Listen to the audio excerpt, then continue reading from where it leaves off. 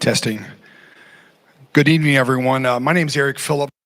Honored to serve as the Economic Development Director for Marysville and Union County. Thank you for coming to this Economic Development Speaker Series. This is our second event. We had one last month as well. Tonight, we're going to be focused a little bit more on a single development proposed on the west side of Marysville and let you hear about it, understand it a little bit better, and so we can discuss it. After the presentation, we'll have Q&A, and then we'll go from there. But again, thank you for coming. But before we begin, I want to go over a few stats from the region so you understand some of the housing challenges that we're having in the region. And I think it's very important to point that out. So today, there are currently over 8,000 jobs that are unfilled within a 20-mile radius of Marysville. Of those 8,000 jobs, over 500 of those jobs are engineering jobs. So if you think about a 20-mile radius around Marysville, that's basically Union County. Includes parts of Dublin, but so we have a lot of unfilled positions, and that's a huge challenge for a lot of our businesses. Today, we had a briefing with some of our major companies to go over these challenges, so they understood those challenges and what we needed to do, and so we had that dialogue with our major companies. So some housing stats. Moving on to housing. The average sale price in Union County today of the houses listed is $455,000. We heard a stat this morning from the BIA that basically said about 30% of the people in the county actually can afford a house today. So that's a huge stat to think about. Home sale prices actually were 10.2% above the national average when you looked at the national average compared to Marysville and Union County. The other stat, from a Marysville standpoint, there are currently 49 total houses for sale as of today. Of those, 35 are new builds. That means constructed right now from a developer. 2 in contingent status, 5 are fixer-uppers, and only 8 options are left with those. The average sale price of those 49 homes, $346,000 in Marysville. So those are really important, stats to think about when you look at housing, try to understand housing, where we are. It's a national issue. It's just not a Marysville or Union County issue, but it's important to understand the data points when it relates to our community. So tonight, we want to bring to you an opportunity to learn about a proposed development that could be transformational for the community, providing housing to better understand where the developer is coming from, to understand what the development means to Marysville, why they chose Marysville, why they'd like to be in Marysville as well. Please understand, as we all know, I think most of you know, this piece of property or this annexation to the city has been on a referendum, so there'll be a vote in November. It's important to note that.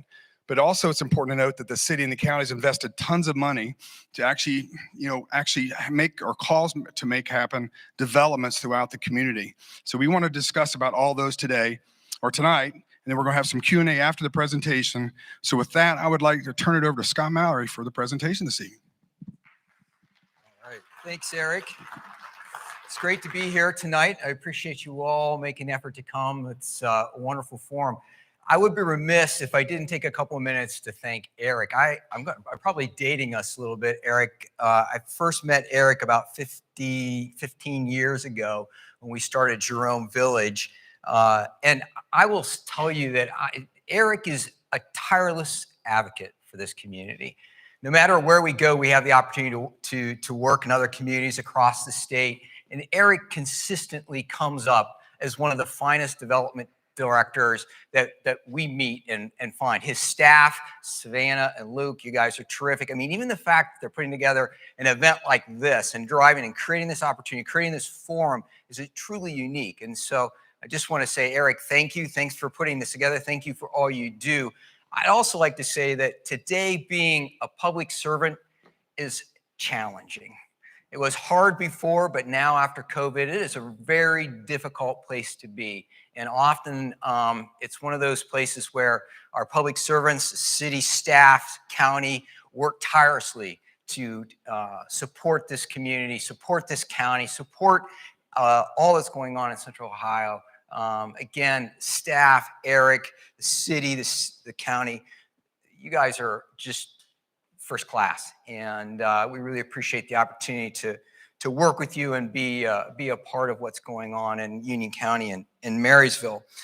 So tonight, see if I can get this to work.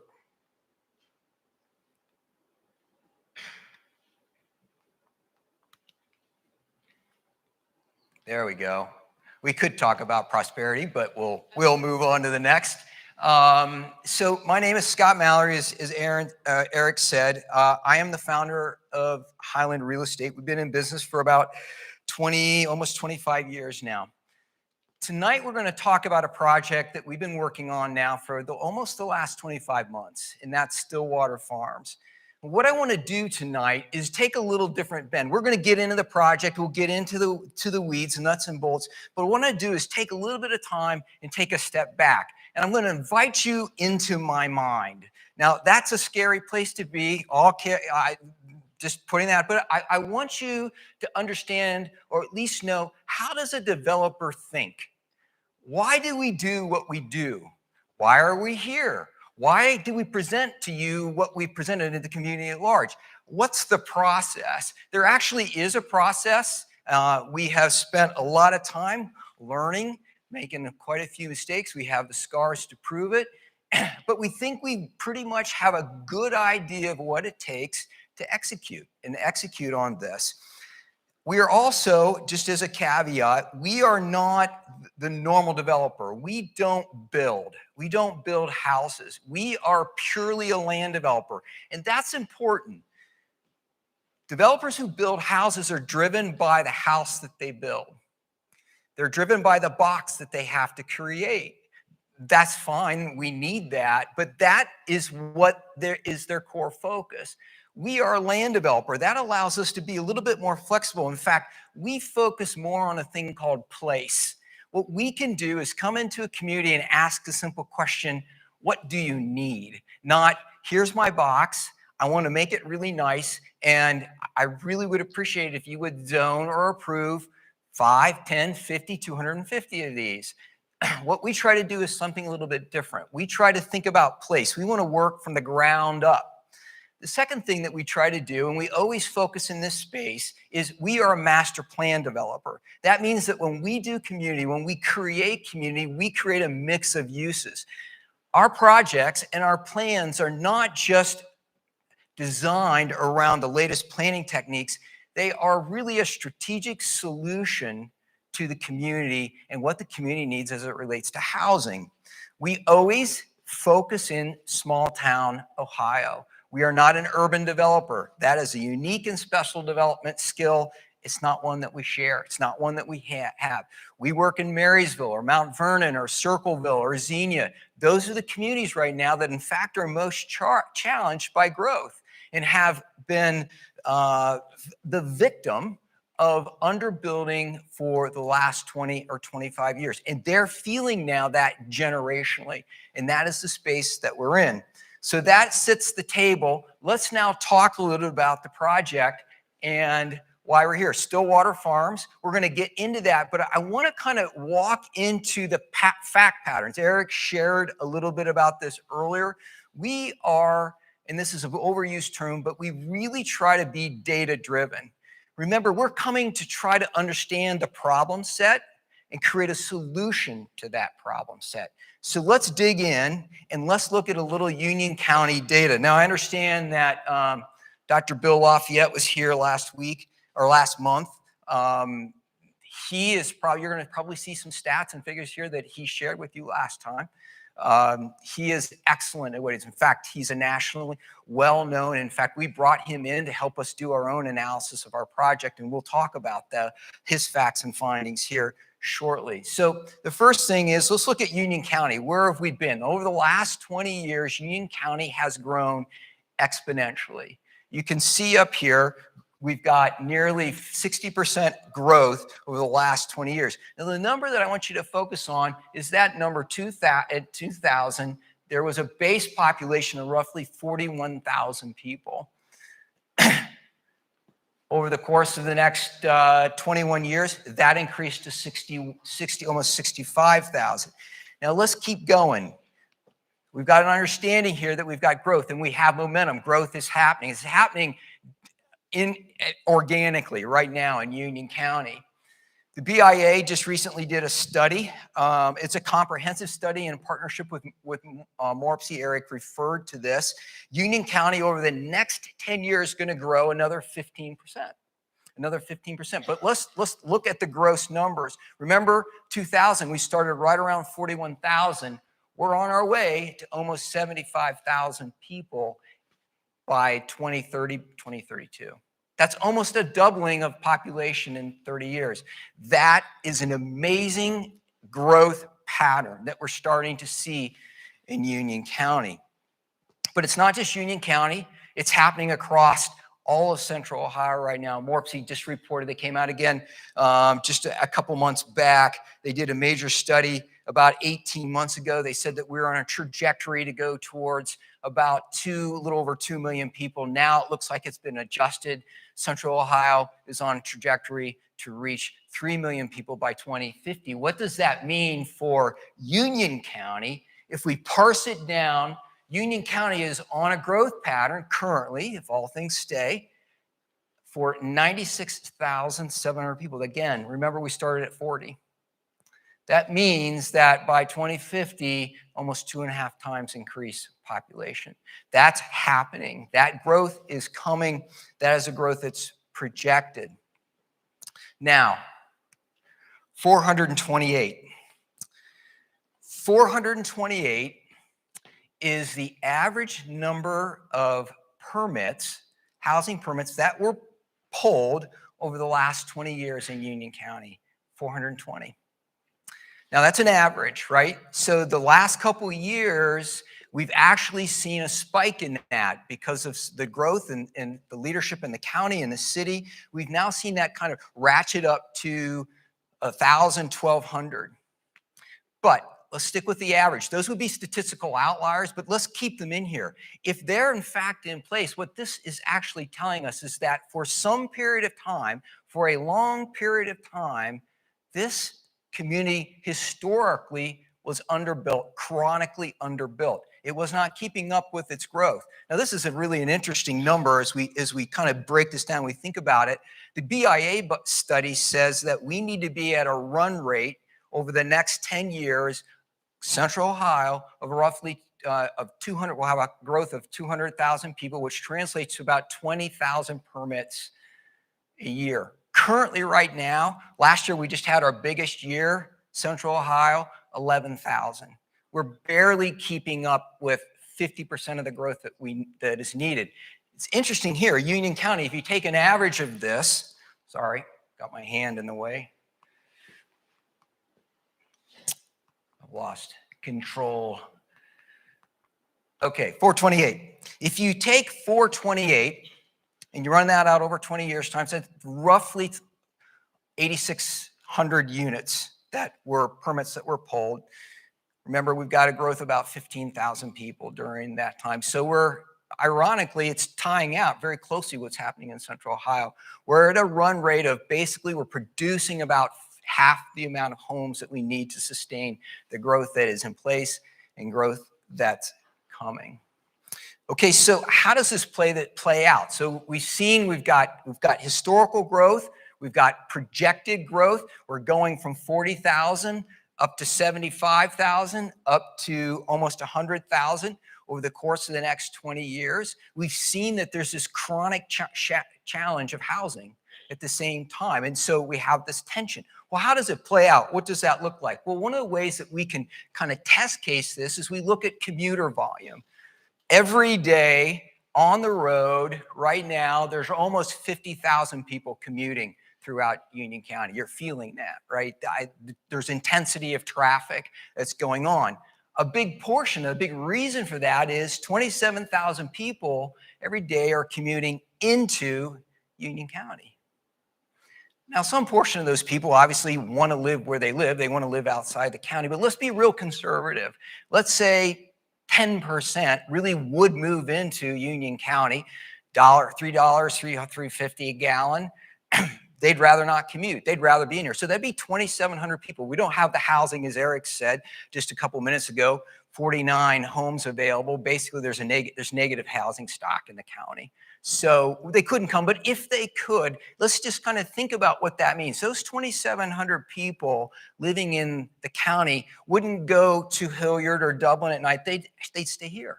They would shop in your stores. They would go to your restaurant. They would eat your food. You would see them in the bars.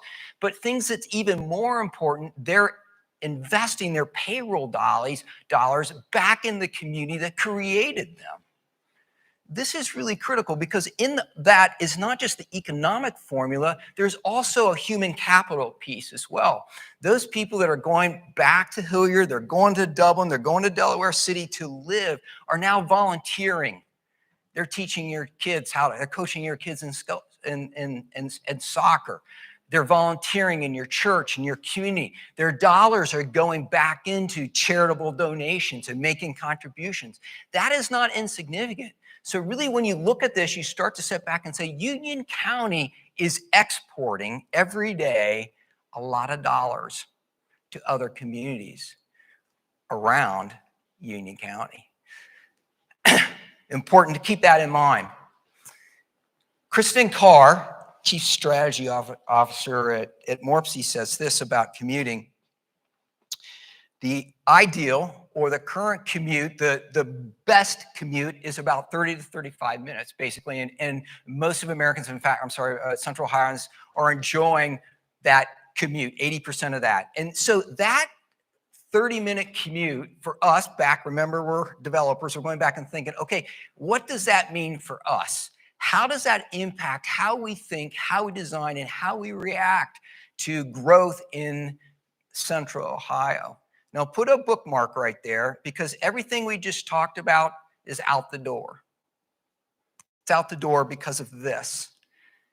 Intel,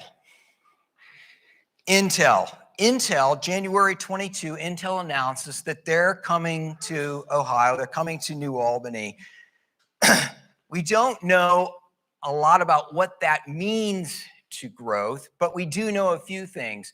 $20 billion economic event on its way to $100 billion, the largest single economic development event in the history of the state. 7,000 jobs.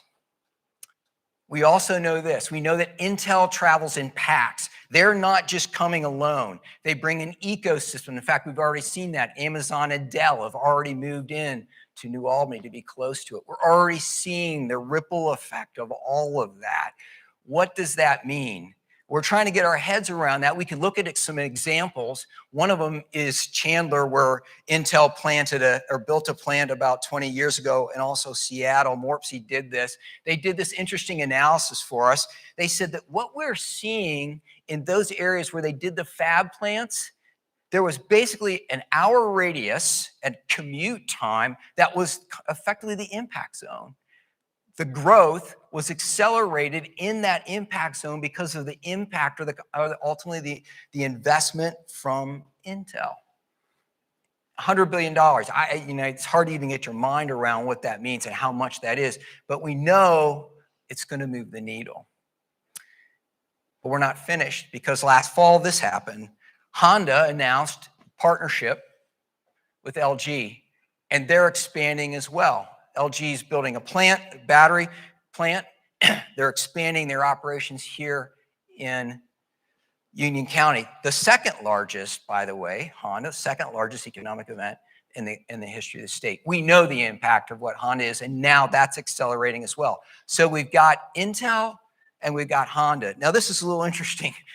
Developer, right? So we're in our little think tank right now. We're brewing up something. This is a little interesting analysis. Let's go back to the 30-minute commute. That's the sweet spot. That's what Columbus, Ohio, Central Ohio is enjoying. What if we do this? What if we take commutes from Intel and Honda and we merge them together?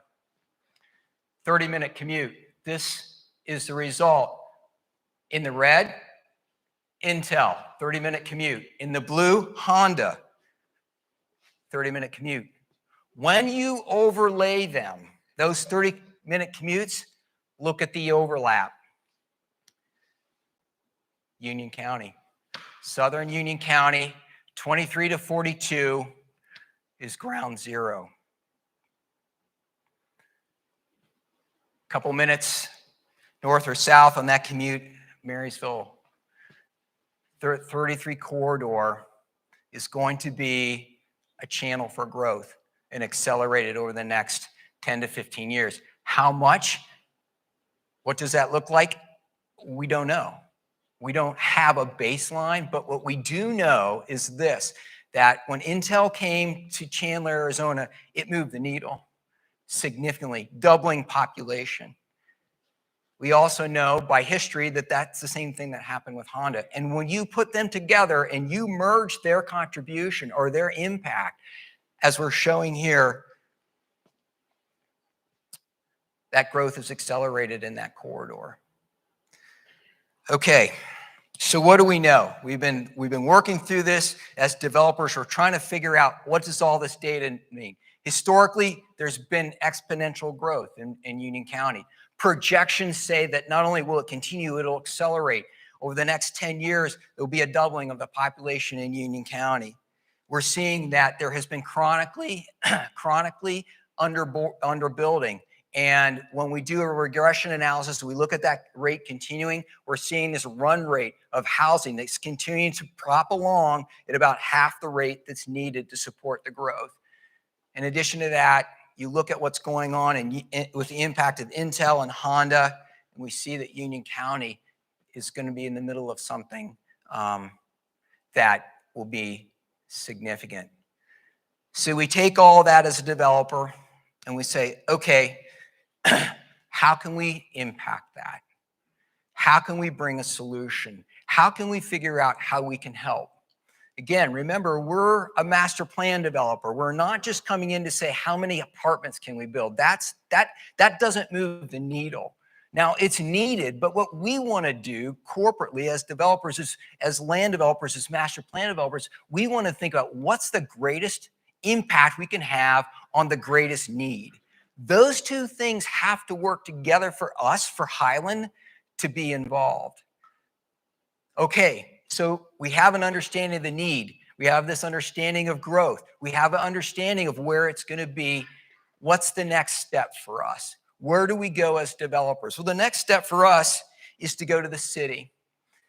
And in the city, there's a thing called a comprehensive plan. A comprehensive plan for a developer is a roadmap. A comprehensive plan effectively tells the developer where to go, what to build, and how to do it in a way that's in sync or in harmony with the leadership and the vision that the city has in place. Comprehensive plans are typically done collaboratively with the citizens, brought together by city staff. There's input, and they decide together, this is how we want to grow. This is what we want this to look like going forward. This is how we want to participate.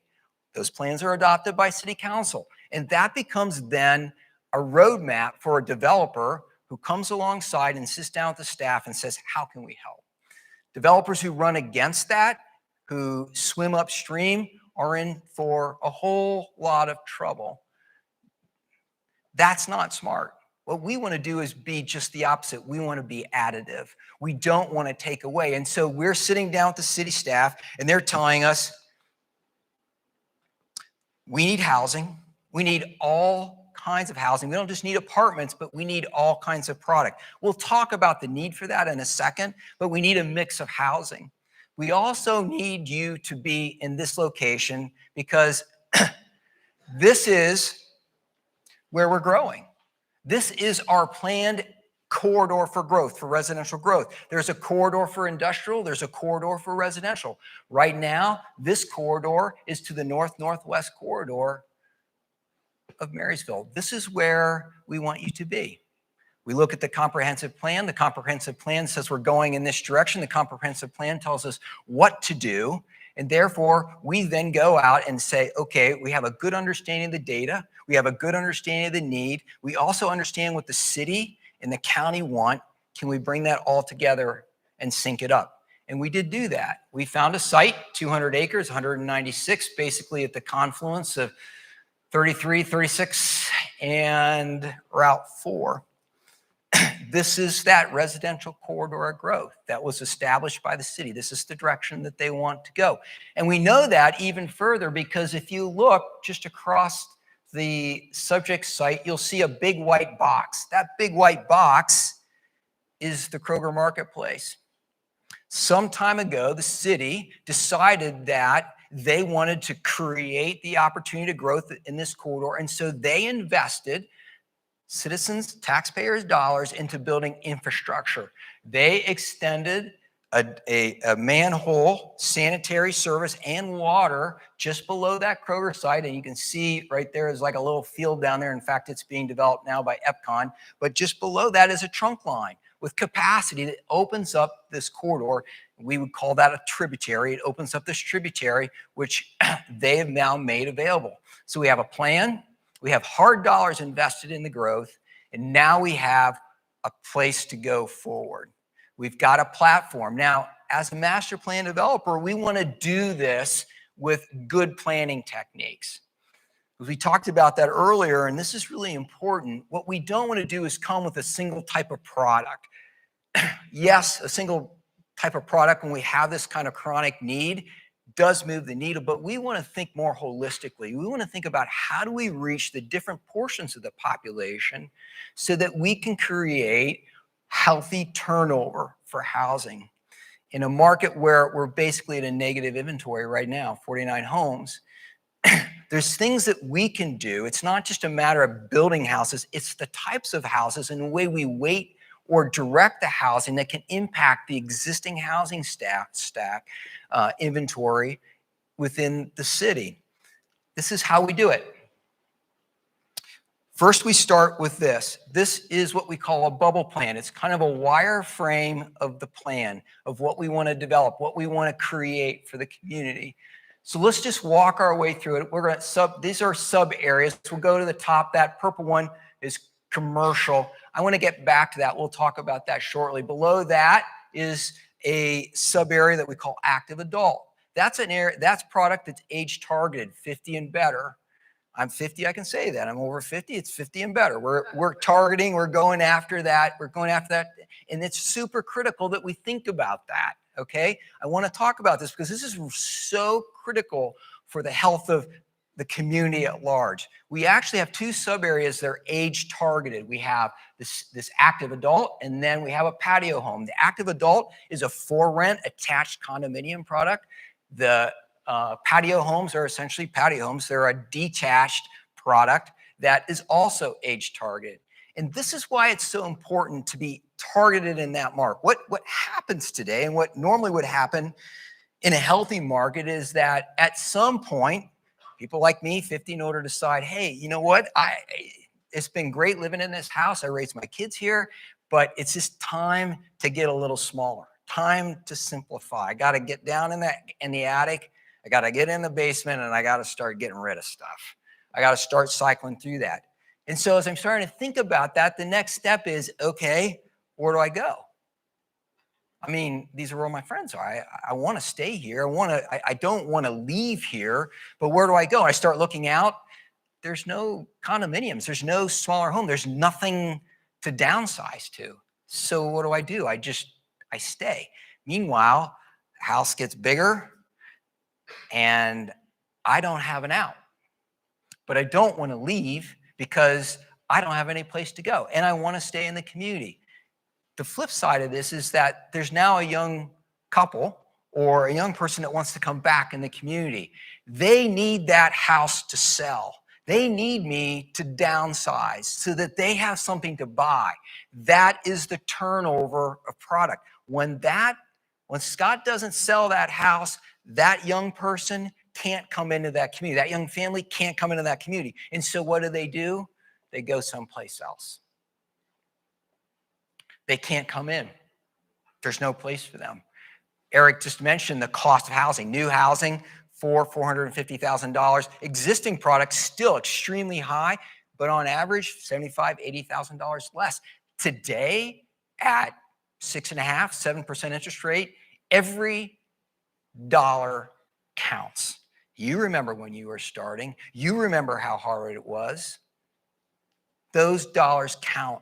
And if there's no place to go, I can't come home. You know what's ironic? It's not just Marysville. It's in Mount Vernon. It's in Xenia, Circleville. I hear the same thing over again. I'd love my kids to come back. COVID, they came for a while. They looked around. They loved it. They wanted to come back home. Nothing. There was no housing. There's nothing for them to buy. And so they left. It's happening over and over and over again. That housing product is the key to a healthy housing inventory. Sub-area E, single family. The single family is the core product that we need for housing, for families. And then townhomes. Townhomes is important. Eric said something about the cost. Again, this is a critical. It used to be you could go out and find a $200,000 single family home. Can't find it. Doesn't exist. It does not exist. The only solution right now to try to even get close to a $200,000 home is a townhome. But that's still a critical, because what it does is allow that young family, that young couple, that young person to buy a home, to get off the cycle of renting and to start home ownership. And that is so critical for their family, for building wealth, for building the next generation, to start the process. But they need an entree. They need something to get into the market. And this townhome is a way for them to come home and to build something for the future.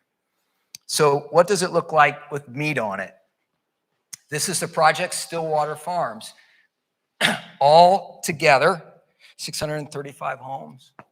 But let's break it down and let's talk about it. What does that look like and what does that mean? First, let's start at the top. That sub-area A, commercial. We didn't talk about it earlier, but I want to get into it now. We had multiple meetings with the school system. The big concern is, okay, what's going to impact the schools? Natural question. We want to understand that too. So we sat down with the school system. They came back to us and said, you know what, we've got capacity. We can take it. But our big challenge is the city wants to grow this way. That means we need to get out ahead of it. In order to do that, we've got to get infrastructure. We've got to get land. Now, the school system is not about buying ground. That's not what they do. And so often they're late to the party. They'll come in and buy land. They'll pay a premium. They'll have infrastructure issues put in. And all that does is just drive the cost of the school up, which ultimately translates to cost to the community. So we went to the school system and said, okay, we understand that. We see what's happening. We actually did this when we were a part of Jerome Village. We committed to the school that site. We gave it to them as part of the development. 14 acres for an elementary school. It gets them started. They're not putting any dollars in it. We're giving it to them, covering their infrastructure cost, and we're making it available to them. That gets them started. The school needs that first step. Now, whether they use it or not, or when they take it and the timing of that, that's only up to them. That's their decision. But what this does is get them launched. The next product down, as you work your way around the counterclockwise or clockwise here, is 150 active adult rental project. Age target again. One thing is interesting though about this product, it is age target, and that's what we want to see. But what is starting to happen is that single parents are moving into this product because they can't find anything for them. And this is a great project or product type that allows them, if they're in transition, they may be challenged because of a separation or whatever it may be, so they can keep their kids in the school system. It's a big challenge.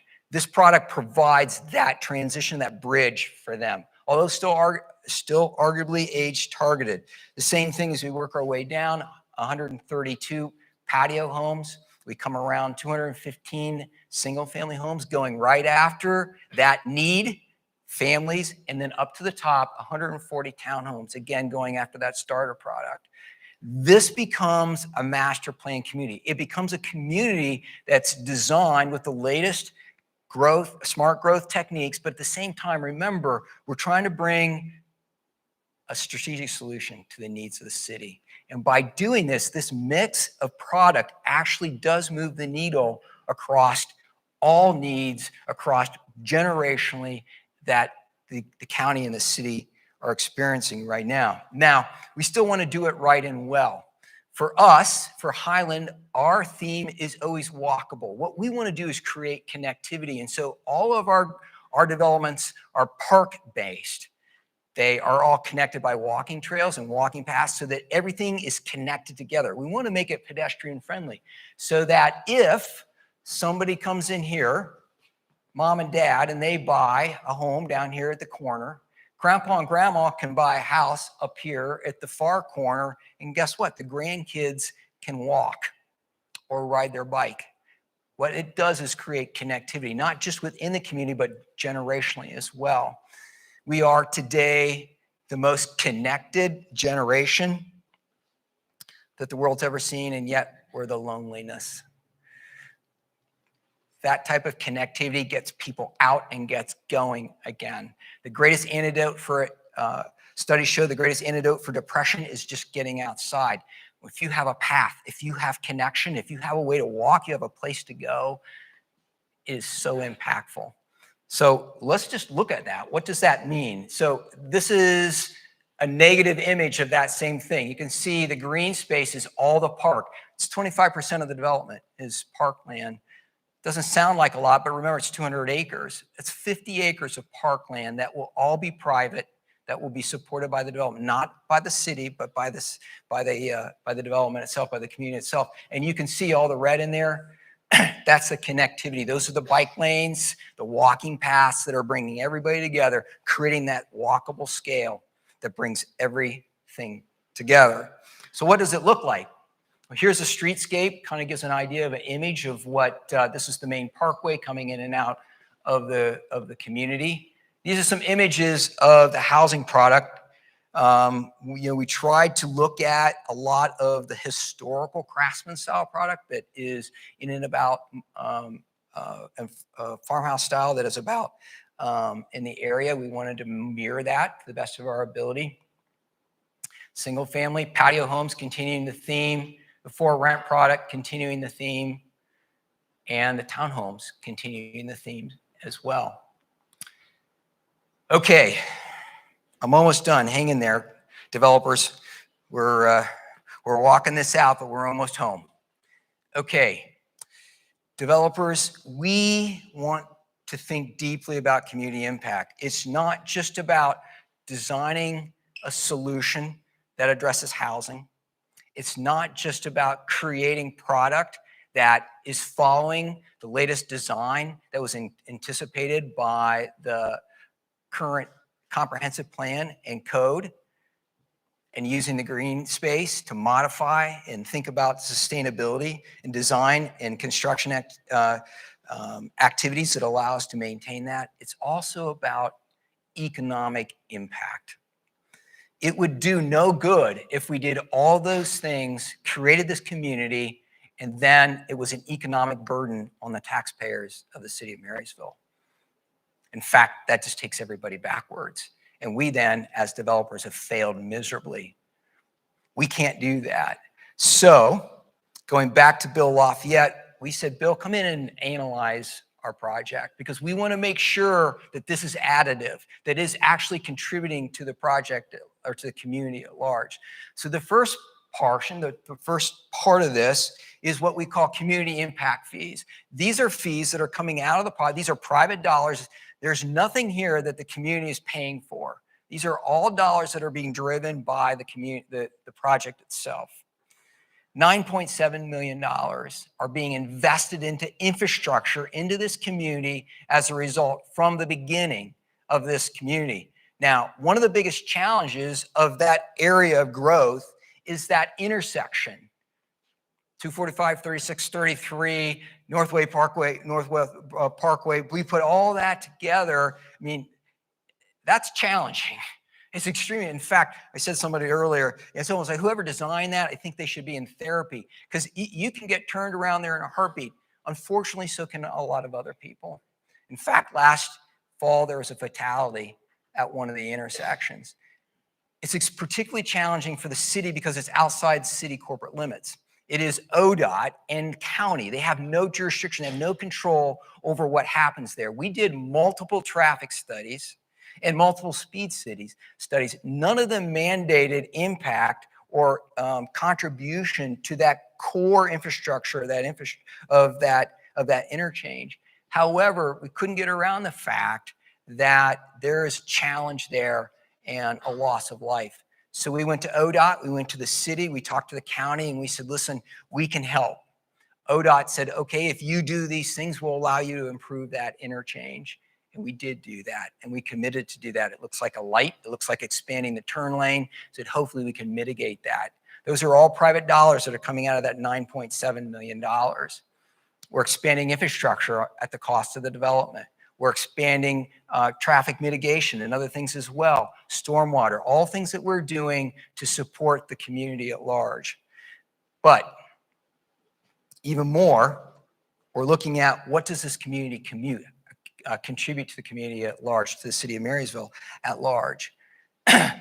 When you take the impact of the additional taxes that are generated at full build out, plus the fees, plus all the impact fees that come along with it, and you subtract the cost to maintain it, this community actually generates net revenue of $5.3 million a year.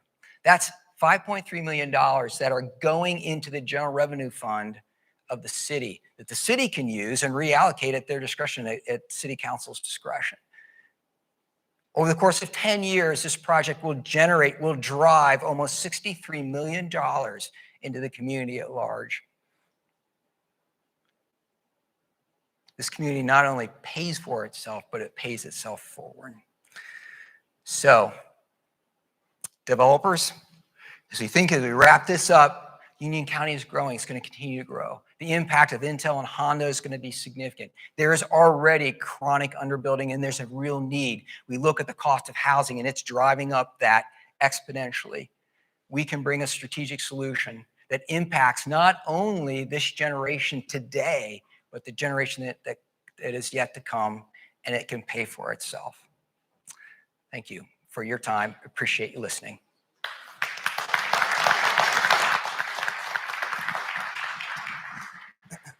Thank you, Scott. Nice presentation. We learned a lot there.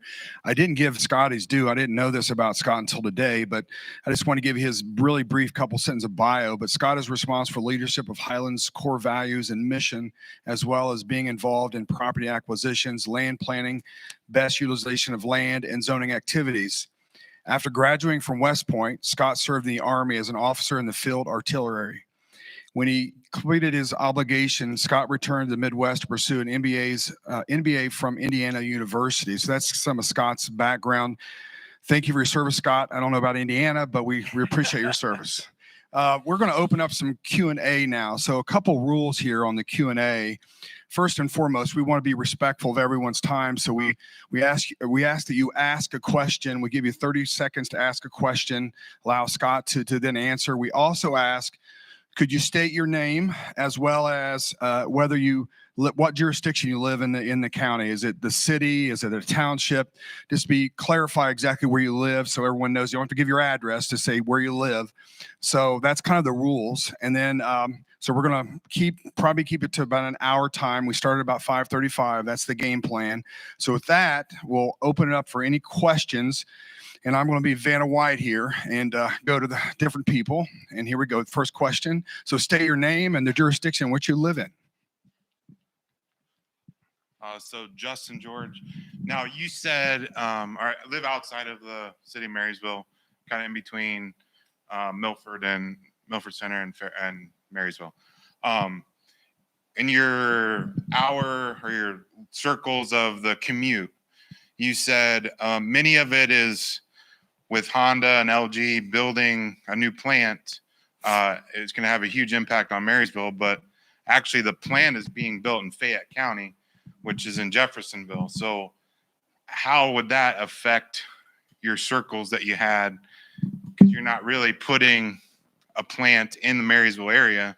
It's much to the south of Union County and also that area. Yeah, great question, and thank you for that clarification. I understand that Honda is expanding their manufacturing and local campus and adding another 750 plus jobs, which will impact obviously that corridor as well. But also remember, there's already a deficit. There's a challenge as well for them to fill. So the bulk of those jobs are hitting Fayette County, Pickaway County, the Xenia corridor, but there still will be a job impact here as well. Yeah, on that note, so It will. Yeah, it will not, but Honda actually draws from 15 counties, most of which from Logan, Union, and Franklin counties. And so its impact, the good news is Honda's investing in the Marysville auto plant. It's the oldest auto plant in the U.S. that they currently operate. And that's scary in itself. So I think sometimes we take Honda for granted. To your point, I agree. We're not got the same impact as Intel, but Honda still has a huge impact. There's 10,000 people that work around the Honda campus on a daily basis. No matter what we do, that's a big impact to our community. So I guess that's the bigger point to take from that. Yes.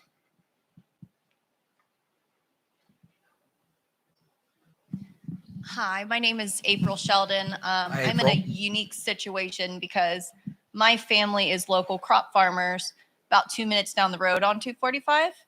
I also hate public speaking. But I'm You also and me a both. local realtor. So I'm all about the community and growing, and we need the houses. But what is this going to impact local farmers? I see widening of 245. We've already gotten letters saying they're going to do that. We had to fight that because that was taking part of our farm fields, that's taking part of our cattle fields, where we have to then pay to put in the fencing and put in, the infrastructure where we already had that developed since 1942. Sure. So how does that affect us as little farmers? Yeah, great. That's a great question. So any impact that this development is doing is actually working its way back towards Marysville. So the only expansion, the widening of 245 will only happen as a result of this development in front of the development itself. It's not going down the road further. So if there's other development that's happening down the road, perhaps that's being done by the county or would be done by the county, I'm sure, in conjunction with the state. But that is, in terms of our development, that's just in that area that's in immediate frontage of our project. Scott, on that note, this property, I've heard some people comment that it's not really in the core of Marysville. So I think State Route 4 separates you from the Kroger. So what are your thoughts on that? This is not the core of Marysville. Why are we building homes way out beyond Marysville's corporate boundary? Yeah, that's a great question. And I think, really part of this is also looking at just like what's the strategic impact. So, the city, through its comprehensive plan and its current vision, is saying, we want to see growth we want to drive growth to the west. We want to try to push that towards the Honda campus. We want to see it kind of, and hopefully maybe to some degree that mitigates the number of the traffic that's actually coming back into the core of Marysville. So I think it makes a lot of sense to go that direction, just because that's, the core driver is Honda up to the west there. It's going to be the closest housing development to Honda. So correct. A lot of Honda employees are probably going to live there. Another question.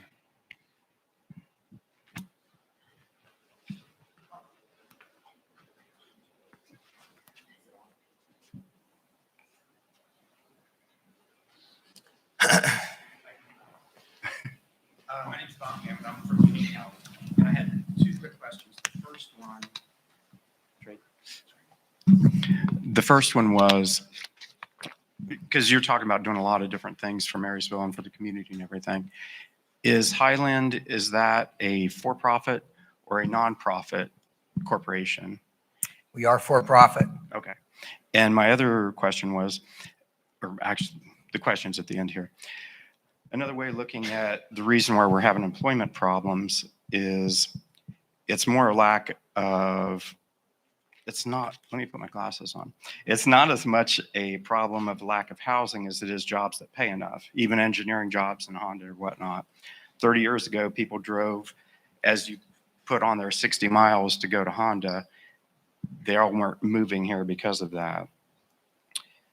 The unfilled jobs are directly because the businesses aren't willing to pay enough. So are we supposed to subsidize our standard of living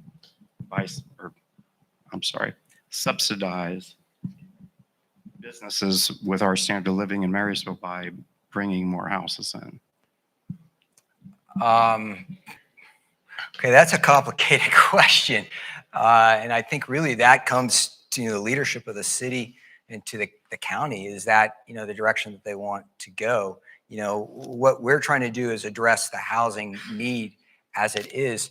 Businesses have to make their own decision about what it takes to support their employees. The market kind of drives that, right? I mean, if they're not getting employees, then they've got to look at what they're offering the employees. And certainly I'm not here to tell a business how to run their business, but that's certainly that's a part of it. Our job is to try to create housing that really creates a baseline. Our goal is to try to get housing in there so that those first responders, the teachers, those public servants that we talked about earlier can have an opportunity to live in the communities that they serve. Right now, that's extremely challenging. So I think it is a community effort that obviously the business community I know has to be engaged there. But our job as developers to try to drive or create a housing price point that is sustainable for workers. Good question, good answer. I might comment, economic development, I'm more excited about creating jobs and investment in the community, but if you're not involved in the housing issue related to economic development, because we need workforce, we need people to fill positions, we got to have that. So economic development and housing are tied together, and that's the reason why we want to talk about housing more and having this dialogue. So another question.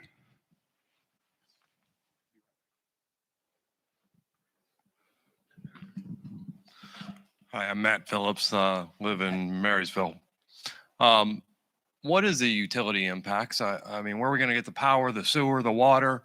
How is this going to be impactful? Because I don't see a cost for that up there, and that's going to be somewhat of a cost. Yeah, absolutely. And so if you look at capacity fees for servers, for sewer service and impact fees, for the capacity fees for sewer service is basically the tap-in fees that the builders and developers pay. It's $4.6 million, actually, that are underwriting the cost of the sanitary and the water. In terms of power is obviously, that's a public utility that comes in. The builders will pay that hookup fee as they come along. Typically, that is paid by the builder themselves as they energize the subdivision, the community at large. So those costs aren't borne by the citizens, existing citizens of Marysville. That will be a study that they will do if needed. Right now, the first pass and conversations we've had with them that's not required. So if that were to happen, then obviously the development would pay for that. Is it URE or is it AES? Do you know? Yeah, I'm sorry. You're correct. URE. I would like to have Jeremy Horton, our service director here in Marysville, the guy that knows our infrastructure more than anybody else, turn over to him and maybe some comments that the city's made some recent investments. Yeah, thanks, Eric, for putting me on the spot. As it relates to water, we just invested $50 million in a brand new water treatment plant to prepare ourselves for the growth that Scott and other developers are looking at, while also replacing our 1890s water treatment plant that's just up the road here on Main Street as well. 10, 15 years ago, I guess 2008, we invested $120 million in the WRF that you guys see on 33, driving back and forth to Dublin. So with that being said, we've been working on this, knowing that growth's coming and knowing that some of our infrastructure needs to be replaced. And that's evidenced by the tap-in fees that Scott and every other developer that wishes to connect to our system, not only in Marysville, but in Jerome Township, pay into. Very good. I got a question. Thank you, Jeremy. A question up here. I think she's next here. State your name. Hi there, I'm Lisa Marshall. Hi, Lisa. I live just about 3 miles north of Marysville, up past 31. But I may have missed it, but did you offer any of like the price points from your different levels of your housing models? Yeah, our goal is to start with the townhomes somewhere around 225, and then obviously the single family will probably be, at the rate we're going right now, 4 to 450. I'm guessing maybe over time, but our goal is to really try to go after what we call the missing middle. Today, that is hard to believe, but starter housing right now is almost $300,000 across all of Central Ohio. So we're really trying to go after that space. It's tough. though, because you can see the cost to make that happen, but that's our goal. So 200,000 to 400,000 would be the range. Thank you. Great question. Great answer. Another question? Bonnie Phillips, and I live in Marysville. Hi, Bonnie. Actually, I lived in Jerome Village. So you said you were the developer of that area? You started it. Okay, you started it.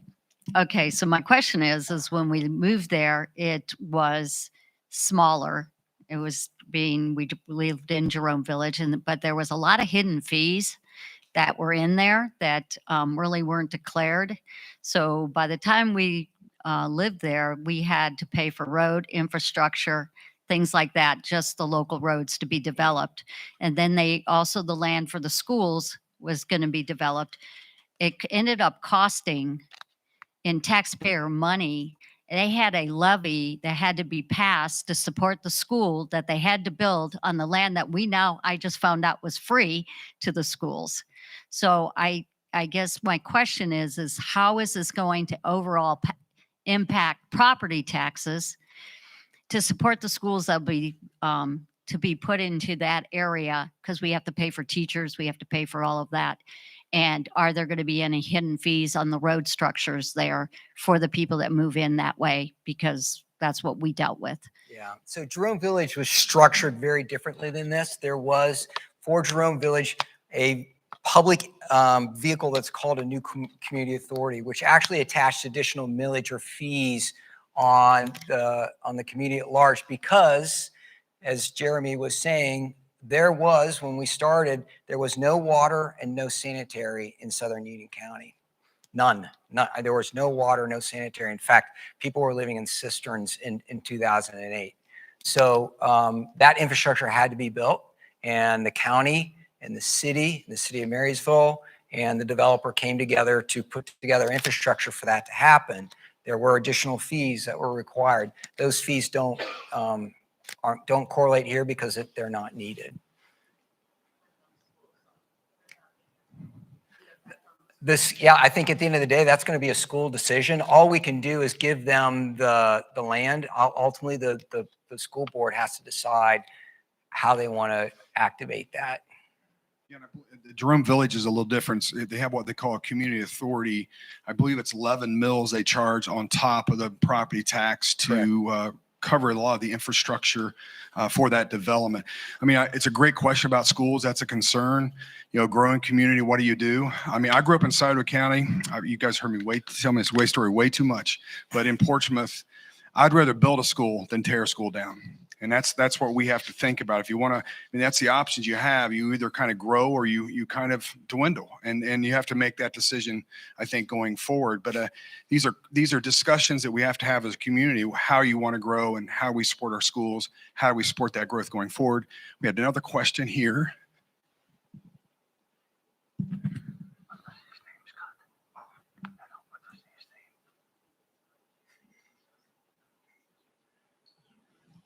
Hi, Scott. Hi, Councilman. How are you? Nice to see you.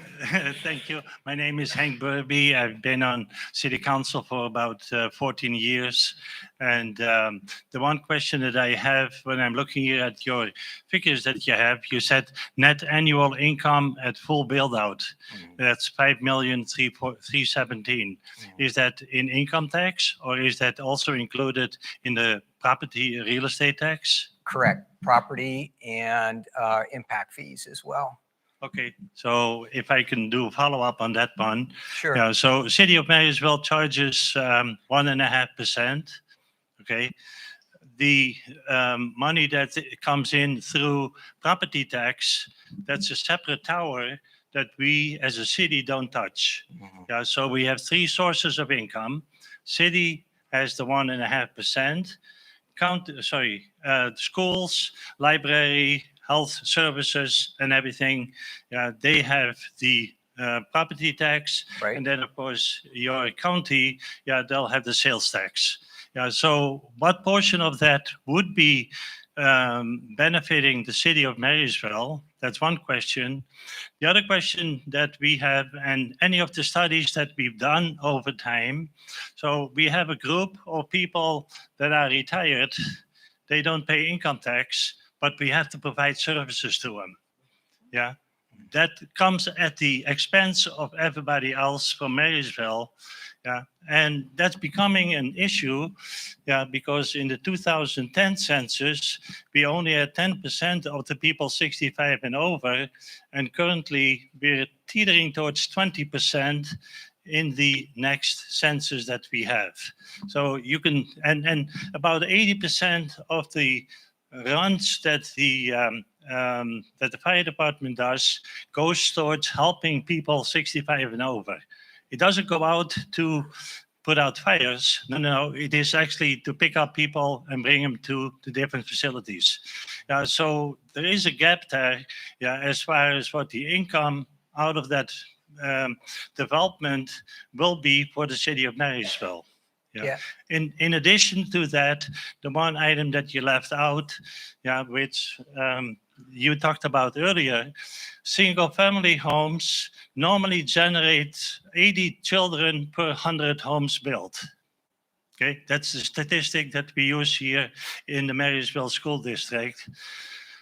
It's if you build multifamily, we have 20 children per 100 units built. So if you take that, and you say, okay, we're going to build 300 single-family homes, that means 240 children at an expense to the city of Marysville of roughly, to the Marysville School District, roughly about 7,500. The math just does not work, Scott. So you're showing us a pretty picture, and I try to be as optimistic as I can, but if I peel the layers, and I look at what goes to the county, what goes to the city of Marysville, what goes to the services, it's becoming more and more challenging to make it work for us as a city or us as a community of Marysville. So, and again, I try to be optimistic, but Sure, I appreciate that. Peeling the layers, it just doesn't work out quite well. Yeah. So, okay. So what are the questions? I guess let's go back. How you've got several, right? So are you saying the first thing is, okay, the school actually, let's start with the school. Okay. So the school, actually you met with the school several times. We talked to them. We walked through this with them. We walked through the plan with them. They were very clear about what their needs were and where they were in it. They felt optimistic about being able to service this as well. The cost to the student and how that, we have to defer to them.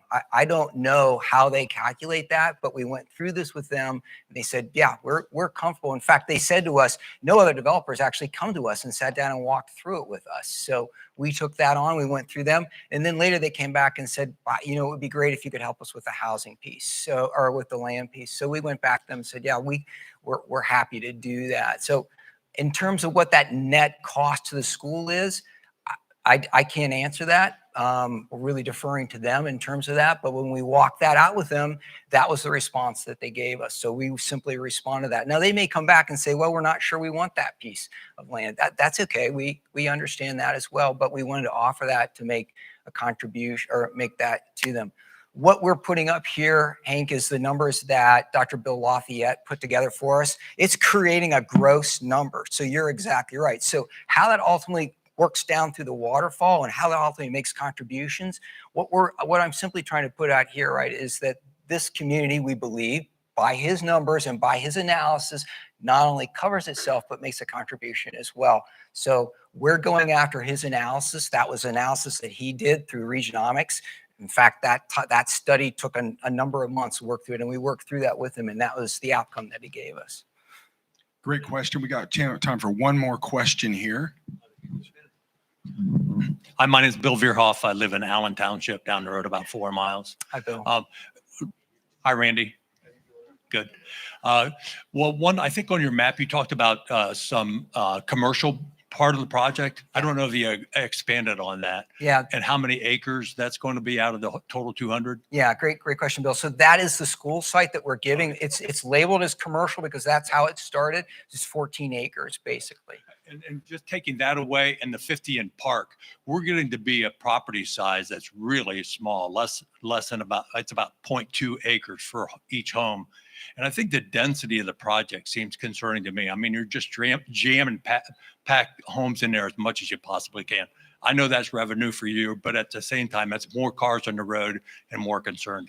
The other one is this phase one for your project going further west down to 45? Is that in the overall master plan? I'll let you get to that one. They've already got nice building sites going out in Mill Valley. Looks like maybe another opportunity to take a look at for this project. That's kind of a personal note, of course. All right, so overall density is 3.25 acres. Comprehensive plan allows for 5. So we're at the bottom of the threshold for density when you look at it across the entire 200 acres. What's the number into the 5? The comprehensive plan allows no greater than 5 units per acre. Right? So 3 to 5. So we're at the lowest end of that threshold. We're 3.25 total density across the development. It didn't seem like they calculated that out, but you took 200 minus the school and minus the parks. It seemed less than that. Right. And then phase 1, 2, 3. No, this is all we're doing. We've been referendumed. We got the message. Okay, great question. Okay, one more. We'll go to one more question and then we'll close here. Jason Axe, I live in Paris Township, Hi, just Jason. a little bit west of your development there. I'm actually reading a blurb from your website. It says, let me find it here. It also sets a standard for every Highland project to follow. Instead of carving 200 home sites into the 135 acres at Woodland Hall, only 37 were developed because Highland believes that that was the appropriate for that particular piece of land in an approach that raises the value of everything, including the quality of life of those who live there. I'm just curious, have you spent any time driving around that area and looked at what is normal and how we live our lives? And then also the fact that I notice you have a lot of walking trails in the community. That's great. But in the comprehensive plan, it speaks a lot about connectivity to the center of town. And at the closest, when I just drew on Google Earth, it's like 1.2 miles down State Route 245 and then Industrial Parkway, crossing entrance ramps and exit ramps.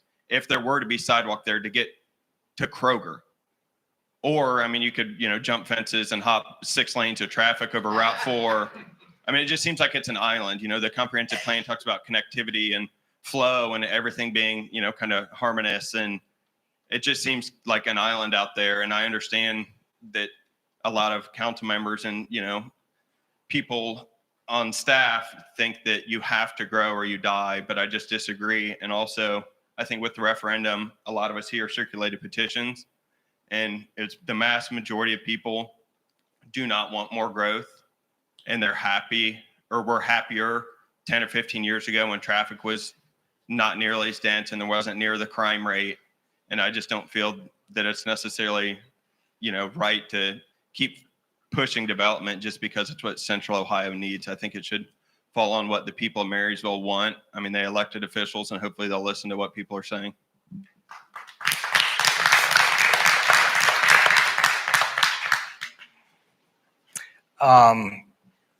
Well, let's start at the top. We have always looked at all our developments across the board as what we believe is right and appropriate. We spent a lot of time with this. And again, this is a matter of opinion. I certainly respect yours, but when we walked through this, we felt that this was the right and appropriate design for what was needed here as well. And so as a result, we do have very low density. As a result, we have high green space, 50 acres. The connectivity piece, great question. In fact, we've had a number of conversations with the city about that. What we're thinking about is a routing that actually goes around to Collins Road and crosses there. Of course, that's a challenge trying to get across the freeway, but because there's a light there, maybe there's an opportunity, some kind of pedestrian connectivity as well. That's not easily overcome, obviously, and you're speaking directly to just kind of a common sense piece of it. So we're We're walking our way through that and working with the city and the county to achieve that. But we still believe firmly that what we're doing does and is appropriate based on the need. In terms of growth, the growth is happening. Whether we're here or not, that's happening. It's not going backwards. It's not going backwards anywhere in Union County or in Central Ohio. It is changing. I'm assuming right now you own your home and you're in, and God bless you, because you're very, very fortunate. There's a lot of people who can't come back and can't find a home. That's personal for me, because actually my son, who's just spent the last 4 years in the Marines, and the last year on tour in Finland, teaching them to prepare for the Russians, would like to come home too. Can't. They can't find a home. So it's a challenge that we're experiencing everywhere. Great question, great answer. Let's give Scott a round of applause. Thank you. He took some heated questions tonight, but good questions. And I think this is really good dialogue to have. It's good for us to discuss our growth and how we want to grow forward. I think the challenge tonight, think about this. What is our goal going forward? How do we provide the workforce of tomorrow and as a community to our employers? We're an employment center. We saw the stats that Scott, we say this a lot, 27,000 people commute in every day, 22 commute out. How do we provide workforce for our employers in our community? We're blessed to have Honda, Scott's, Continental, the list goes NASA, the list goes on in our community. So how do we provide the workforce for these employers if we want to keep them here? You have to think about it. We are blessed to have those corporations. We have to find a way to get workforce here to actually live here and work here as well. So think about that. And is there a better way to do it? I don't think there is. But again, this is part of the dialogue. This is part of the discussion. And a couple final notes. The next session we're having one in April. It's going to be on April 19th at 5:30 here at the Avalon. We're going to have John Melkai, who's the executive director of the Building Industry Association of Central Ohio, and William Murdoch, who's with the Mid-Ohio Regional Planning Commission. They're going to talk about housing and what the challenges are from a regional perspective, and drill down in some of the more numbers about Marysville and the housing crisis that we're currently experiencing. So again, we welcome you to come to that. We have a session in May as well as in June. Each month we're going to have a session. So we invite you to come back to those. So again, thank you all for coming. Have a wonderful night. We'll talk soon.